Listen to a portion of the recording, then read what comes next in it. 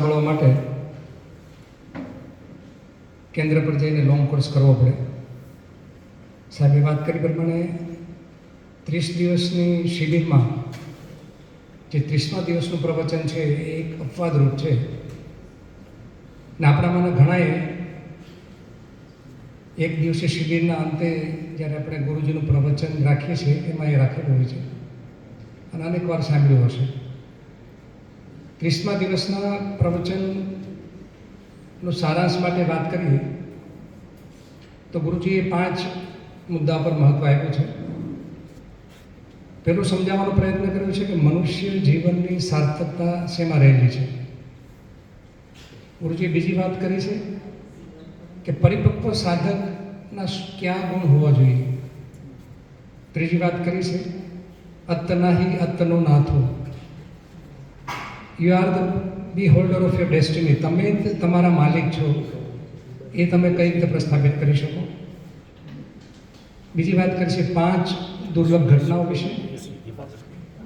કોઈ પણ વ્યક્તિના જીવનમાં જ્યારે 5 આ દુર્લભ ઘટનાઓનો સંયોગ થાય ત્યારે એ મુક્તિના રસ્તે પ્રયાણ કરી શકે છે, ધર્મના રસ્તે પ્રયાણ કરી શકે છે. અને છેલ્લે વાત કરી છે ભગવાનના અંતિમ બોલને.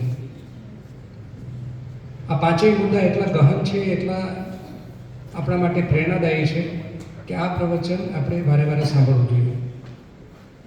ગુરુજી કહે છે મનુષ્ય જીવનની સાર્થકતા શેમાં રહેલી છે.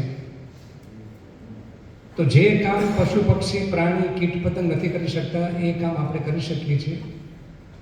અંતર્મુખી થઈને આપણા અંતર્મનના ઊંડાણમાંથી આપણા જે વિકારોનો જે સંગ્રહ છે એની આપણે નિર્જરા કરી શકીએ છીએ અને તે દ્વારા ધર્મના રસ્તે આપણે પ્રયાણ કરીએ છીએ. અને બધા જ સંગ્રહિત વિકારોને જ્યારે નિર્જરા થઈ જાય ત્યારે આપણે મુક્તિનો અનુભવ કરીએ છીએ.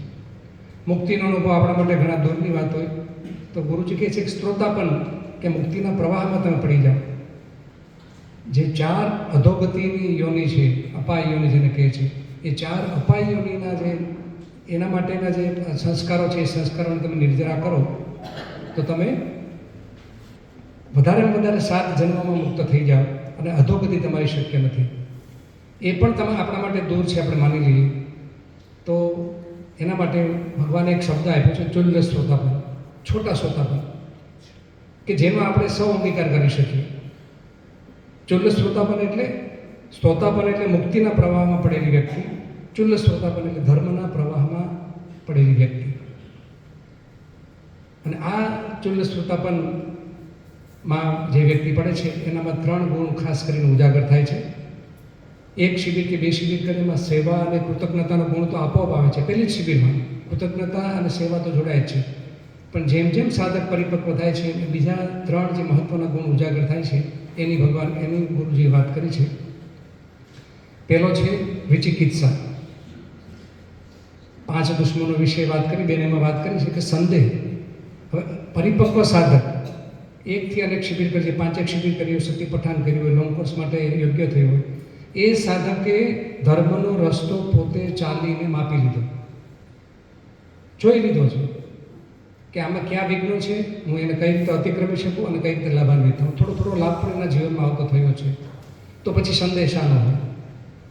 તો આ પરિપક્વ સાધક બને છે ત્યારે એ વિચિકિત્સા એટલે કે સંદેહ એનામાંથી દૂર થાય છે, એની 3 ખામી દૂર થાય છે, એમ 3 ગુણો એના ઉજાગર થાય છે. એટલે પહેલો આ છે કે સંદેહ દૂર થાય છે. બીજો જે એનો ગુણ છે કે સાંપ્રદાયિક જંજાળો છે, જે કર્મકાંડ છે, પૂજાપાઠ છે, એના આસક્તિ છૂટે છે. જ્યાં સુધી વિપસ્સી સાધક સાંપ્રદાયિક જંજાળોમાંથી છૂટતો નથી, કેમ કે અનેક જન્મોથી પરંપરાગત રીતે, કૌટુંબિક રીતે, વારસાગત રીતે આપણને વારસામાં મળેલી જ છે અને આપણે કરતા આવ્યા છે અને દરેકનો અનુભવ છે. જ્યાં સુધી વિપસ્સીના નહોતા ગયા ત્યાં સુધી આપણે ધર્મના નામે કંઈક ને કંઈક કરતા હતા, પણ એ જંજાળ વિપસ્સીનાના રસ્તે ચાલીએ ત્યારે આપોઆપ છૂટે છે. અને જો ન છૂટે તો તમે સાધનામાં પ્રગતિ ન કરી શકો. તો પરિપક્વ સાધકો એના કર્મકાંડની આસક્તિ, વ્રત જેને શીલ વ્રત પરામર્શ કે છે એની આસક્તિ છૂટવી જોઈએ. ત્રીજો ગુણ છે સક્કાય દીઠી. સાધક પહેલી શિબિરમાં જોડાય છે એટલે અનિત્ય બોધની સમજ કેળવે છે પોતે જોઈ છે કે કોઈ પણ સંવેદના કે કોઈ પણ ચિત્તનો વિકાર છે એ કાયમ નથી રહેતો, એ અનિત્ય છે. એ અનિત્ય બોધ પુષ્ટ થતો જાય એમ એને દુઃખ બોધનું જ્ઞાન થતું જાય કે જે દુઃખદ છે સંવેદના છે તો દુઃખદ છે, પણ સુખદ સંવેદના પણ જ્યારે જતી રહેશે ત્યારે દુઃખ આપે છે. એટલે જ્યાં સુધી ચિત્ત અને શરીર નામરૂપનું જે સંયોજન છે ને એનો પ્રપંચ છે ત્યાં સુધી દુઃખ છે. આ બે બોધ જાગે છે ત્યારે એ અનાત્મ બોધનો પણ સાક્ષાત્કાર કરે છે.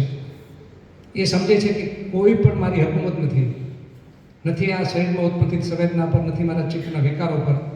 તો હું મારાપણાનો જે ભાવ છે એ ધીમે ધીમે તૂટે છે. તો એ આ ચિત્ત એ હું નથી, મારું નથી, મારા આત્મા નથી. આ શરીર એ હું નથી, મારું નથી, મારો આત્મા નથી. આવી જ્યારે દ્રષ્ટિ કેળવાય છે ત્યારે સાધક પરિપક્વ થયો ગણાય છે. ગુરુજીએ બીજી વાત કરી છે, અતનાહી અતનો નાથ. તમે તમારા માલિક બની શકો, ક્યારે બની શકો? જ્યારે તમે તમારા કર્મો પર પહેરો ગોઠવો. તમે જે કંઈ પણ કર્મ કરી રહ્યા છો એ કર્મ પર તમે સજગ રહો, ત્યારે બની શકો. એના માટે ભગવાને શબ્દો વાપર્યા છે, કમ્મસ કોભી. કર્મ પર જ મારો અધિકાર છે, હું જ કર્મ છું. બીજું કમ્મદાયાતો, એટલે કર્મો જ છે જે મને દાયજામાં મળે છે. હું સુખી છું, દુઃખી છું, નારી છું, પુરુષ છું, અભણ છું, વિદ્વાન છું, ધની છું, નિર્ધન છું, આ બધું જ મારા કર્મો